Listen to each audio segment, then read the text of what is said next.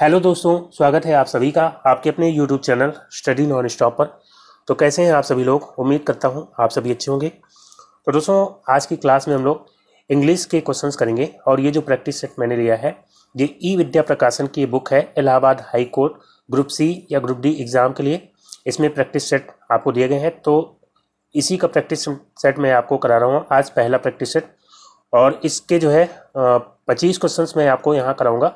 हालांकि 20 क्वेश्चंस जो है पहले प्रैक्टिस सेट से हैं और 5 क्वेश्चन दूसरे प्रैक्टिस सेट से हैं, क्योंकि 5 क्वेश्चन जो है लास्ट वाले पहले प्रैक्टिस सेट के वो पैसेज के हैं, तो वो मैंने हटा दिए हैं क्योंकि प्रीवियस ईयर्स में ग्रुप सी या ग्रुप डी में पैसेज के क्वेश्चंस नहीं पूछे गए थे। तो उम्मीद कम ही है कि पैसेज के क्वेश्चंस आएंगे, और आएंगे भी तो इतने मुश्किल नहीं आएंगे, आप आसानी से कर पाएंगे। ठीक है, तो बाकी जो है 25 क्वेश्चन हम लोग आज यहाँ पे करेंगे। तो दोस्तों, ये वीडियो आपके लिए काफ़ी हेल्पफुल होगा आपके आने वाले हाई कोर्ट एग्जाम के लिए, चाहे वो ग्रुप डी का एग्जाम हो या ग्रुप सी का एग्जाम हो। तो दोस्तों, वीडियो को लास्ट तक देखिएगा और वीडियो अगर आपको अच्छा लगे तो लाइक और शेयर जरूर करिएगा। तो आइए शुरुआत करते हैं। सबसे पहले आपको दिया गया है choose the noun form of the given word. यहाँ पे आपको दिया गया है स्ट्रॉन्ग। स्ट्रॉन्ग मीन्स क्या होता है? मजबूत। और ये जो है एक एडजेक्टिव है और इसकी जो है नाउन फॉर्म बतानी है।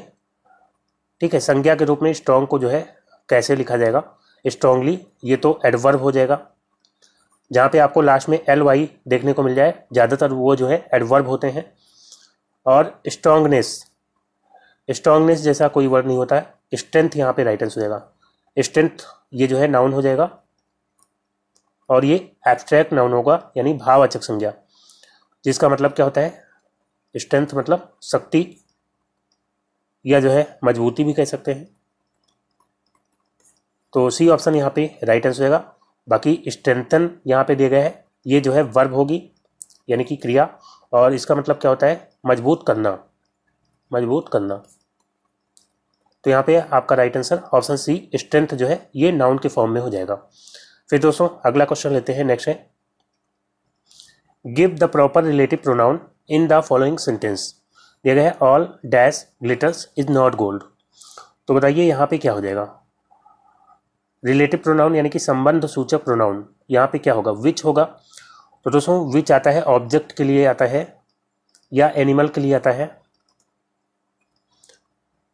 लेकिन यहाँ पे विच नहीं आएगा। ये जो है एक प्रोवर्ब है। ऑल दैट, यहाँ पे दैट होता है। All that glitters is not gold, जो कुछ भी चमकता है वो सोना नहीं होता है।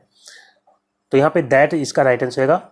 और दैट जो है सभी के लिए आ जाता है, चाहे वो पर्सन हो, पर्सन के लिए भी रिलेटिव प्रोनाउन के रूप में दैट का प्रयोग किया जाता है, या फिर जो है थिंग हो, मतलब चीज़ हो, कोई ऑब्जेक्ट हो, या एनिमल हो, इन सभी के लिए जो है दैट का प्रयोग कर लेते हैं।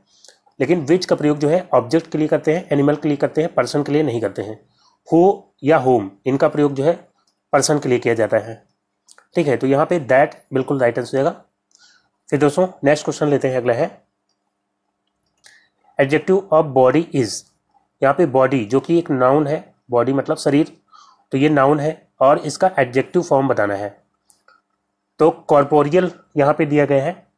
कॉर्पोरियल का मतलब क्या होता है? शारीरिक, शारीरिक या शरीर संबंधी, या कह सकते हैं दैहिक।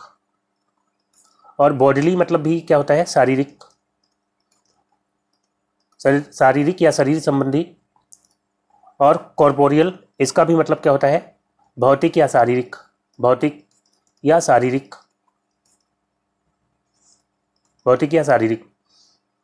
तो यहाँ पे जो है बॉडी नाउन है और ये तीनों जो है एडजेक्टिव हो जाएंगे। और इस बुक में जो है इसका आंसर दिया गया है ऑल ऑफ दीज, लेकिन यहाँ पे पूछा गया है एडजेक्टिव ऑफ बॉडी, बॉडी से बनने वाला एडजेक्टिव बताना है। तो यहाँ पे मेरे ख्याल से बॉडीली होना चाहिए, ऑप्शन बी। ठीक है, बॉडीली यहाँ पे राइट आंसर हो जाएगा। और ये सब भी हालांकि शरीर से संबंधित है, लेकिन बॉडी से बना हुआ एडजेक्टिव जो है बॉडीली होगा। तो बी ऑप्शन यहाँ पे राइट आंसर होना चाहिए। फिर दोस्तों नेक्स्ट क्वेश्चन लेते हैं। अगला है form verb from the noun given below. यहाँ पे नाउन दिया गया है डिपेंडेंस। डिपेंडेंस इसका मतलब क्या है? निर्भरता। और इससे क्या बनाना है? फॉर्म वर्ब, वर्ब बनाना है। ठीक है, वर्ब की फॉर्म बतानी है, कौन सी होगी? डिपेंडेंस की। तो दोस्तों यहाँ पे जो है डिपेंडेंस मतलब हो जाता है निर्भरता, जो कि क्या है? एक नाउन है, भाववाचक संज्ञा है, एब्स्ट्रैक्ट नाउन। तो डिपेंडिंग डिपेंडिंग यहाँ पे नहीं होगा, डिपेंड हो जाएगा। डिपेंड मतलब क्या होता है, निर्भर करना, और ये जो है वर्ब हो जाएगा, निर्भर करना। डिपेंडेबल, इसका मतलब क्या होता है, विश्वसनीय, विश्वसनीय। डिपेंडेबल मतलब विश्वसनीय, जो कि एडजेक्टिव होगा। और डिपेंडर, डिपेंडर जैसा कोई वर्ड नहीं होता, तो यहाँ पे राइट आंसर ऑप्शन बी हो जाएगा, डिपेंड। फिर दोस्तों नेक्स्ट क्वेश्चन लेते हैं, अगला है choose the adverb from the following. इसमें से एडवर्ब बताना है कौन सा है। वॉक मतलब क्या होता है, चलना, ये तो वर्ब है। बैडली, तो दोस्तों एल वाई जिसके लास्ट में होता है वो ज़्यादातर एडवर्ब होते हैं। बैडली मतलब बुरे तरीके से, बुरे तरीके से, तो यही इसका राइट आंसर होगा, ऑप्शन बी बैडली। बाकी गुड मतलब अच्छा, और ये जो है क्या हो जाएगा, एडजेक्टिव। और फास्ट मतलब तेज, तो ये भी एडजेक्टिव हो जाएगा। तो यहाँ पे बैडली जो है ये एडवर्ब हो जाएगा, और यही जो है इसका राइट आंसर हो जाएगा। फिर दोस्तों अगला क्वेश्चन लेते हैं, नेक्स्ट है fill in the blanks with the most appropriate word. तो दोस्तों यहाँ पे खाली स्थान में सबसे सही वर्ड फिल करना है, क्या होगा। No sooner did he arrive at the station dash the train left, क्या हो जाएगा, व्हेन, व्हाइल, या देन, या वेयर। तो दोस्तों नो सूनर का पेयर हमेशा बनता है देन के साथ, यहाँ पे देन इसका राइट आंसर होगा। ठीक है, इसका जो स्ट्रक्चर होता है, नो सूनर, नो सूनर के तुरंत बाद जो है या तो डिड आएगा या हैड आएगा। डिड या हैड दोनों हेल्पिंग वर्ब में से कोई आ सकता है, और उसके बाद फिर आएगा सब्जेक्ट, और फिर आती है वर्ब की फर्स्ट फॉर्म। अगर डिड है तो वर्ब की फर्स्ट फॉर्म आएगी, अगर हैड है तो वर्ब की थर्ड फॉर्म आएगी, और फिर जो है बाकी चीज़ें आएंगी, और फिर देन आएगा। और देन वाला जो पोर्शन है, देन वाला जो क्लॉज है, उसमें वर्ब की हमेशा सेकेंड फॉर्म आती है, चाहे डिड हो चाहे हैड हो। तो यहाँ पे आप देख सकते हैं नो सूनर डिड, फिर सब्जेक्ट आ गया, फिर वर्ब की फर्स्ट फॉर्म, डिड है इसलिए वर्ब की फर्स्ट फॉर्म, फिर बाकी जो पोर्शन है, और देन के बाद, देन के बाद वाला जो क्लॉज है द ट्रेन लेफ्ट, यहाँ पे लेफ्ट वर्ब की सेकेंड फॉर्म है। ठीक है, देन के बाद वाली क्लॉज में हमेशा वर्ब की सेकेंड फॉर्म आएगी। और इसका मतलब क्या होता है, no sooner did he arrive at the station then the train left, मतलब वो स्टेशन पहुंचा ही था कि ट्रेन छूट गई। इसमें ऐसा होता है जैसे ही पहले घटना हुई दूसरी घटना तुरंत हो गई, यानी कि वो स्टेशन जैसे ही पहुंचा था कि ट्रेन छूट गई। तो देन यहाँ पे आता है, ये आप याद रखेंगे। फिर दोस्तों नेक्स्ट क्वेश्चन लेते हैं, अगला है fill in the blanks with the most appropriate word. ये है आई प्रेफर, चॉसर, फिर dash, Spenser in reading English poetry. तो चॉसर ये जो है कोई राइटर होंगे, और स्पेंसर, तो यहाँ पे क्या होगा, आई प्रेफर। प्रेफर के लिए आपको बताना है प्रीपोजिशन क्या आनी चाहिए, देन आना चाहिए, या फ्रॉम आना चाहिए, या टू, या इनटू। तो दोस्तों याद रखिएगा, प्रेफर या प्रेफरेबल, इनके साथ हमेशा फिक्स प्रीपोजिशन आती है टू, तो यहाँ पे टू आएगा, देन नहीं आता है। I prefer Chaucer to Spenser, मैं स्पेंसर की अपेक्षा चॉसर को प्रेफर करता हूँ इन रीडिंग इंग्लिश पोएट्री, किसमें, इंग्लिश पोएट्री रीड करने में। ठीक है, तो यहाँ पे टू राइट आंसर होगा, ऑप्शन सी।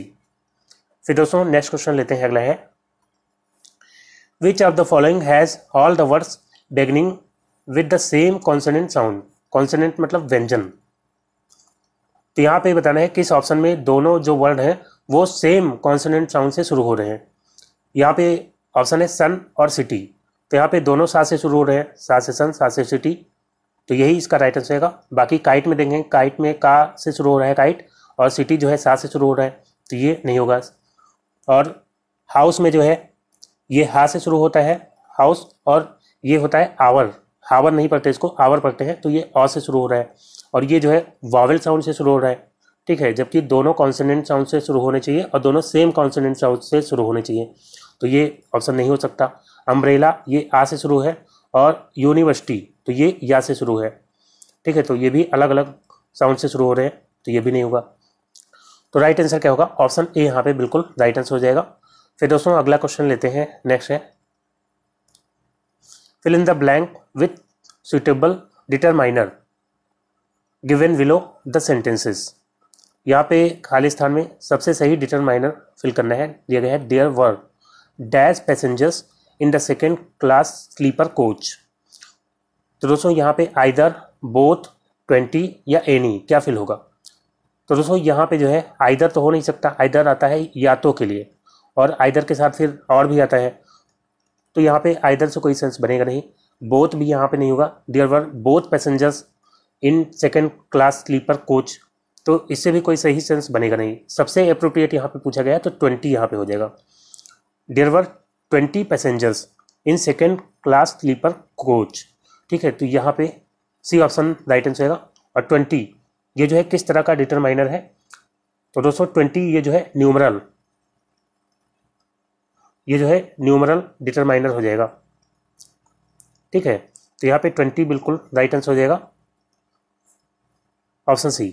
फिर दोस्तों नेक्स्ट क्वेश्चन लेते हैं, अगला है can you lift this box, what does the underline auxiliary can suggest. तो दोस्तों यहाँ पे अंडरलाइन है कैन, जो कि एक ऑक्सिलरी वर्ब है, यानी कि हेल्पिंग वर्ब।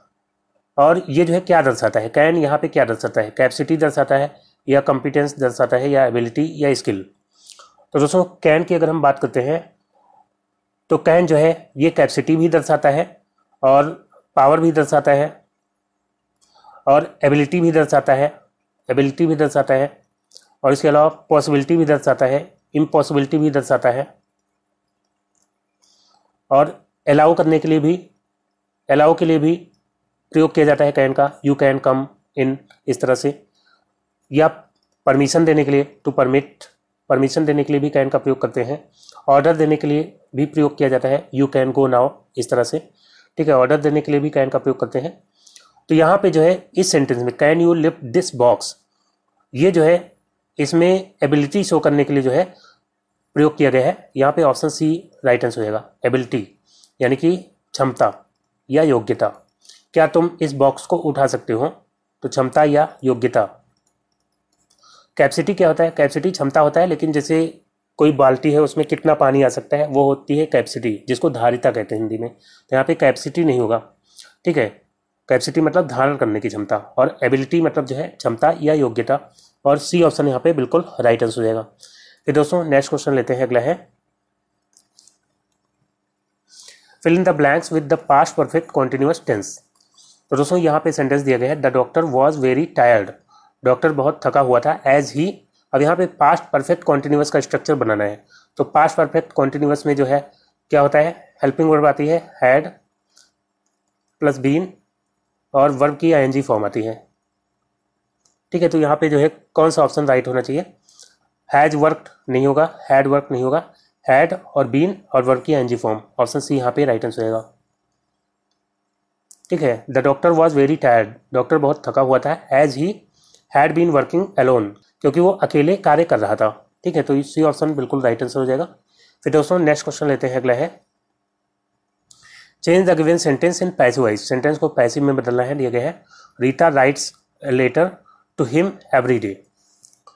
तो दोस्तों यहाँ पे जो है पैसिव में बदलने के लिए सबसे पहले क्या देखते हैं, टेंस देखते हैं। रीता राइट्स से लेटर, तो यहाँ पे वर्ब की फिफ्थ फॉर्म है, तो रीता राइट्स कौन सा टेंस है, प्रेजेंट इंडेफिनिट, और प्रेजेंट इंडेफिनिट का जब हम पैसिव बनाते हैं तो हेल्पिंग वर्ब क्या आती है, इज या एम या आर, और उसके बाद वर्ब की थर्ड फॉर्म, और फिर बाई प्लस सब्जेक्ट, और ऑब्जेक्ट जो है पहले आ जाता है, ठीक है। तो ये स्ट्रक्चर आपको देखना है, इज एम आर।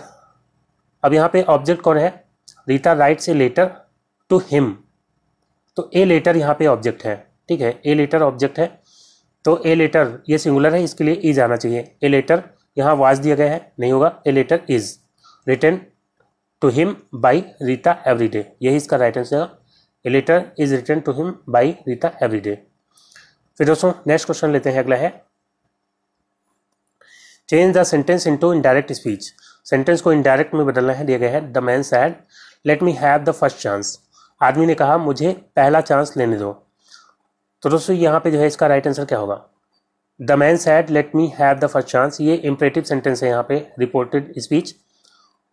तो दोस्तों रिपोर्टेड स्पीच अगर इंपरेटिव हो और लेट से शुरू हो रही हो तो यहाँ पे रिपोर्टिंग वर्ब प्रपोज्ड या सजेस्टेड आता है, ठीक है। यहाँ पे प्रपोज दिया गया है, यहाँ डिजायर्ड या क्लेम नहीं होगा, प्रपोज हो जाएगा। द मैन प्रपोज, फिर जो है आता है दैट, ठीक है। कनेक्टिव आता है डैट, और फिर प्रोनाउन आएगा मी। यहाँ पे फर्स्ट पर्सन प्रोनाउन है और फर्स्ट पर्सन प्रोनाउन चेंज होता है सब्जेक्ट के अनुसार। सब्जेक्ट कौन है? द मैन, तो इसके अनुसार यहाँ पे ही आ जाएगा।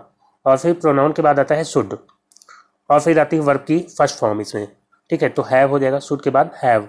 मॉडल के बाद हमेशा वैसे भी फर्स्ट फॉर्म आती है, शुड जो है जो कि एक मॉडल है तो इसके बाद फर्स्ट फॉर्म ही आएगी। तो हैव यहाँ पे फर्स्ट फॉर्म है और यहाँ पे भी हैव ही रहेगा, और फिर बाकी जो है एडजेक्टिव उतार लिया जाएगा, द फर्स्ट चांस, ठीक है। तो ऑप्शन ए यहाँ पे राइट आंसर होगा, the man propose that he should have the first chance, और यही इसका राइट आंसर होगा। फिर दोस्तों नेक्स्ट क्वेश्चन लेते हैं, अगला है find out which part of sentence has an error. Sentence के किस भाग में एरर है? दिया गया है दे will leave the office at 6 and reach at home by 7। तो बताइए किस पार्ट में एरर है। अगर कोई एरर नहीं तो आपका आंसर क्या होगा? No error, option D. They will leave the office, वह ऑफिस छोड़ देंगे एट 6 बजे, and reach at home by 7 और 7 बजे तक घर पहुंच जाएंगे। तो दोस्तों यहाँ पे जो है दे will leave the office at 6 and reach, यहाँ तक कोई दिक्कत नहीं है, लेकिन रीच के बाद एट नहीं आएगा, रीच के साथ कोई प्रीपोजिशन नहीं आती, तो रीच होम हो जाएगा, ठीक है। And reach home by 7, at यहाँ पे कोई ज़रूरत नहीं थी। तो राइट आंसर क्या हो जाएगा? किस पार्ट में गलती है? ऑप्शन सी यहाँ पे राइट आंसर हो जाएगा। फिर दोस्तों अगला क्वेश्चन लेते हैं, नेक्स्ट है choose the correct figure of speech for the given sentence. यहाँ पे फिगर ऑफ स्पीच बताना है, यानी कि अलंकार। दिया गया है integrity is the backbone of character. Integrity मतलब ईमानदारी, ईमानदारी चरित्र का क्या होती है? बैकबोन मतलब रीढ़ होती है, ईमानदारी चरित्र की रीढ़ होती है। तो बताइए यहाँ पे कौन सा फिगर ऑफ स्पीच हो जाएगा? सिमली की बात करते हैं तो सिमली में क्या होता है? सिमली को हिंदी में कहते हैं उपमा। इसमें कंपेयर किया जाता है दो चीज़ों के बीच में, और इसमें लाइक या एज जैसे वर्ड आते हैं, लाइक या एज जैसे वर्ड आएंगे, वहाँ पे होगा सिमली। अगर यहाँ पे इस तरह से होता है integrity is like backbone of character, तो वहाँ पे सिमली हो जाता। लेकिन अगर किन्हीं दो चीज़ों की क्वालिटीज़ मिलती हैं और एक चीज़ को दूसरी चीज़ डायरेक्ट बोल दिया जाता है, तो वहाँ पे होता है मेटाफर, जिसको हिंदी में कहते हैं रूपक। तो यहाँ पे मेटाफर हो जाएगा, क्योंकि यहाँ पे इंटीग्रिटी यानी ईमानदारी को डायरेक्ट बोल दिया जा रहा है कि वो चरित्र का रीढ़ होती है, तो इसलिए यहाँ पे रूपक हो जाएगा। रूपक में उसके जैसा नहीं बताया जाता है बल्कि वही बोल दिया जाता है, तो मेटाफर यहाँ पे हो जाएगा। अपोस्ट्रोफी में संबोधन होता है, संबोधन अलंकार कहते हैं अपोस्ट्रोफी को। और इसमें क्या होता है? तो इसमें किसी मृत व्यक्ति या निर्जीव वस्तु को ऐसे संबोधित किया जाता है जैसे कि वो एक जीवित प्राणी हो, तो वहाँ पे अपोस्ट्रोफी होता है। ऑक्सीमोरन में क्या होता है? ऑक्सीमोरन मतलब विरोधाभास। तो इसमें किसी व्यक्ति या किसी वस्तु के दो विपरीत गुणों को एक साथ दर्शाया जाता है, वहाँ पे ऑक्सीमोरन यानी कि विरोधाभास होता है, ठीक है। तो यहाँ पे फिलहाल मेटाफर इसका राइट आंसर होगा। फिर दोस्तों नेक्स्ट क्वेश्चन लेते हैं, अगला है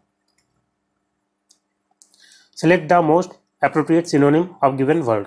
यहाँ पे दिए गए हैं कजोल, इसको कजोल पढ़ते हैं। तो कजोल इसका मतलब क्या होता है? तो दोस्तों कजोल मतलब होता है फुसलाना, फुसलाना या मीठी बातों से बहलाना, ठीक है। तो इसका जो है सिनोनिम क्या हो जाएगा? यहाँ पे दिया गया है कोक्स। कोक्स मतलब भी मनाना होता है, मनाना या फुसलाना, और यही जो है इसका हो जाएगा राइट आंसर, ऑप्शन है कोक्स। बाकी एविंस, एविंस का मतलब क्या होता है? जताना, जताना या प्रकट करना। और कॉन्ग्रेचुलेट मतलब जो है बधाई देना, तो ये तो यहाँ पे नहीं हो सकता। क्लैरिफाई मतलब स्पष्ट करना, स्पष्ट करना।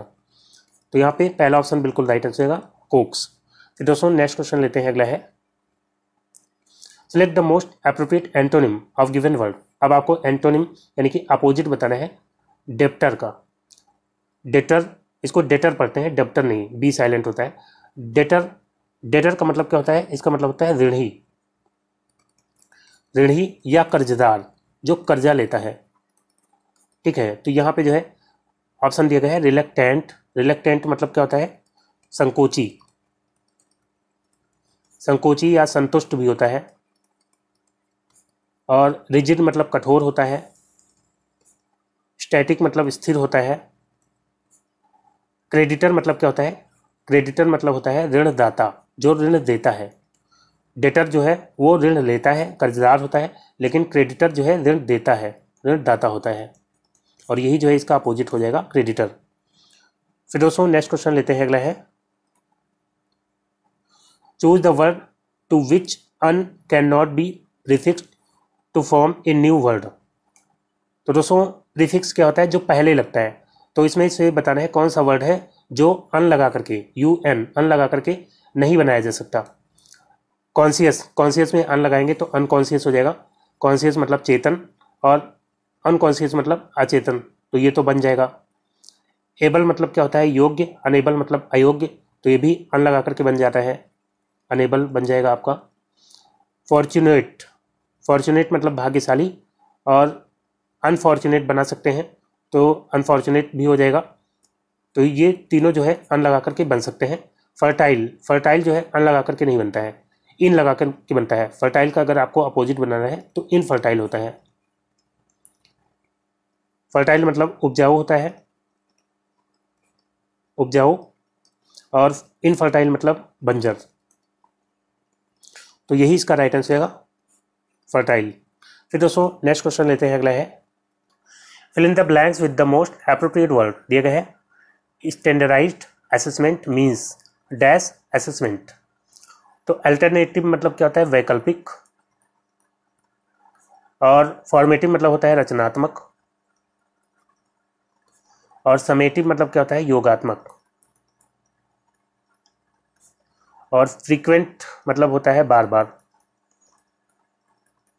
तो स्टैंडर्डाइज्ड असेसमेंट मतलब क्या होता है, स्टैंडर्डाइज्ड मतलब होता है मानकीकृत, मानकीकृत, असेसमेंट मतलब मूल्यांकन। तो मानकीकृत मूल्यांकन का मतलब क्या होता है, मीन्स मतलब होता है समेटिव असेसमेंट। ऑप्शन सी यहाँ पे राइट आंसर है। समेटिव मतलब योगात्मक मूल्यांकन, ठीक है, तो यहाँ पे समेटिव हो जाएगा ऑप्शन सी। फिर दोस्तों नेक्स्ट क्वेश्चन लेते हैं, अगला है fill in the blanks with the correct spelling word. दिया गया है the pain was almost more than he could.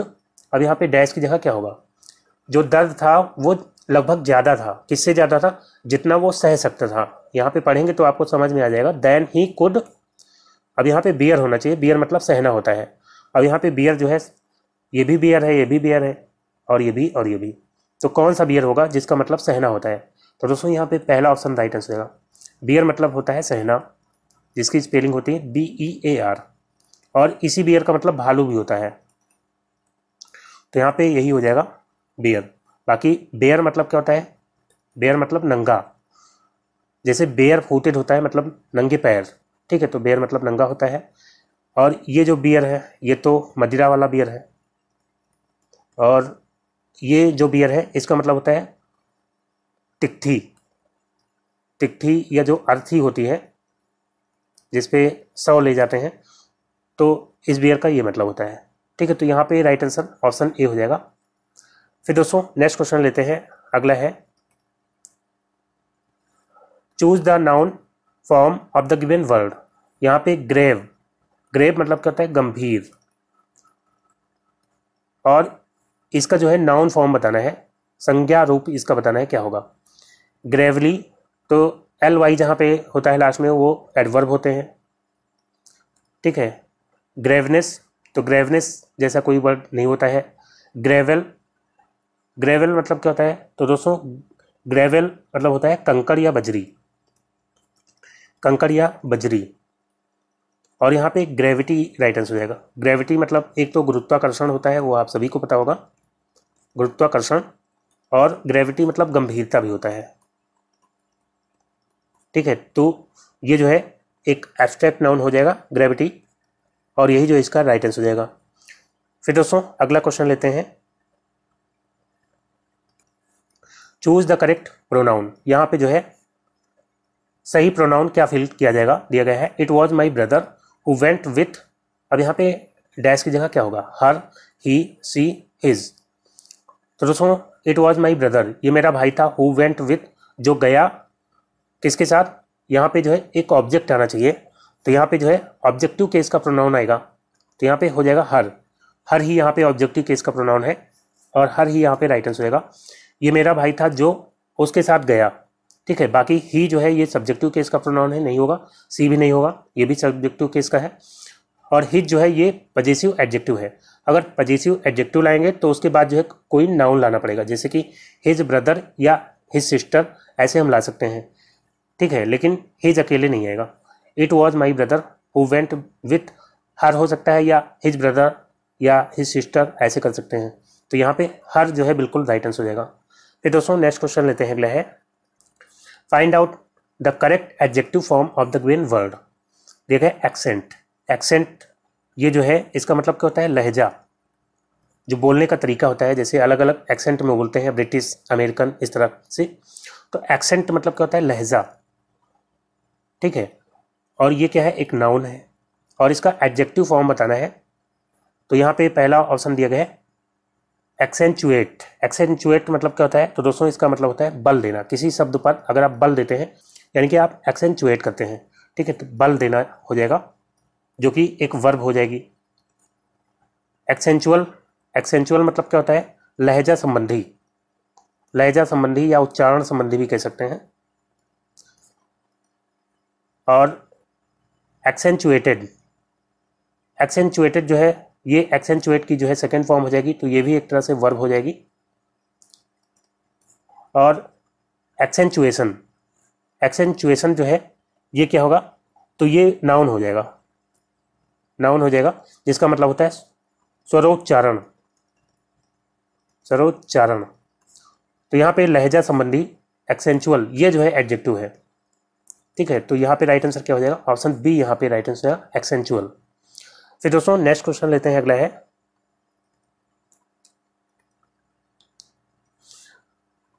Verb of alternation is.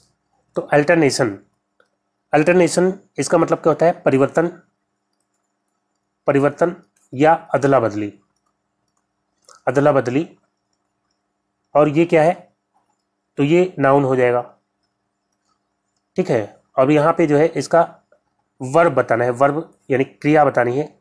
Alternative का मतलब क्या होता है, अल्टरनेटिव मतलब होता है विकल्प, विकल्प। और ये जो है क्या हो जाएगा, नाउन हो जाएगा। अल्टरनेशन मतलब क्या होता है, अल्टरनेशन मतलब होता है परिवर्तन, ये तो वही दे दिया गया अल्टरनेशन, तो ये तो यहाँ पे होगा नहीं, ये जो है नाउन हो जाएगा। और अल्टरनेट मतलब क्या होता है, तो दोस्तों अल्टरनेट मतलब होता है आगे पीछे करना, आगे पीछे करना, ये जो है वर्ब के रूप में इसका मीनिंग हो जाएगा। और अल्टरनेट मतलब होता है एकांतर, मतलब एक एक छोड़ करके, एकांतर। और ये जो है एडजेक्टिव के रूप में हो जाएगा, ठीक है। और यही इसका राइट आंसर रहेगा, क्योंकि वर्ब फॉर्म पूछा गया था, तो अल्टरनेट ही इसका वर्ब फॉर्म हो जाएगा। अल्टरनेटिवली यहाँ पे ly लास्ट में है, तो ये एडवर्ब हो जाएगा, ये जो है एडवर्ब हो जाएगा, जिसका मीनिंग क्या होता है, तो इसका मतलब होता है वैकल्पिक रूप से, वैकल्पिक रूप से, ठीक है। तो यहाँ पे सी ऑप्शन बिल्कुल राइट होगा। फिर दोस्तों नेक्स्ट क्वेश्चन लेते हैं, अगला है, और ये जो है आखिरी क्वेश्चन है, दिया गया है choose the adverb from the following alternatives. In option में से आपको एडवर्ब बताना है कौन सा है। तो बिल्कुल आसान सा क्वेश्चन है। ly इसमें लगा है हार्डली, हार्डली मतलब क्या होता है, मुश्किल से, और यही जो है हो जाएगा एडवर्ब। हार्ड, हार्ड मतलब क्या होता है, कठोर, और ये जो है एडजेक्टिव हो जाएगा। हार्डर, तो ये भी एडजेक्टिव होगा, हार्ड की कंपैरेटिव डिग्री हो जाएगी। और हार्डी मतलब क्या होता है, तो दोस्तों हार्डी मतलब होता है साहसी, और ये क्या होगा, तो ये जो है एडजेक्टिव हो जाएगा, ठीक है। तो यहाँ पे पहला ऑप्शन जो है हार्डली, ये क्या है, एडवर्ब है। तो दोस्तों आज का वीडियो यहीं पे समाप्त करता हूँ। उम्मीद करता हूँ वीडियो आपको अच्छा लगा होगा। अगर वीडियो आपको अच्छा लगा हो तो लाइक और शेयर जरूर करिएगा, और जो दोस्त नए हैं चैनल पर, चैनल को सब्सक्राइब करके नोटिफिकेशन बेल को ऑन कर लेंगे, ताकि अगला वीडियो अपलोड होते ही उसका नोटिफिकेशन आपको सबसे पहले मिल जाए। तो दोस्तों मिलते हैं अगले वीडियो में, तब तक के लिए goodbye and take care.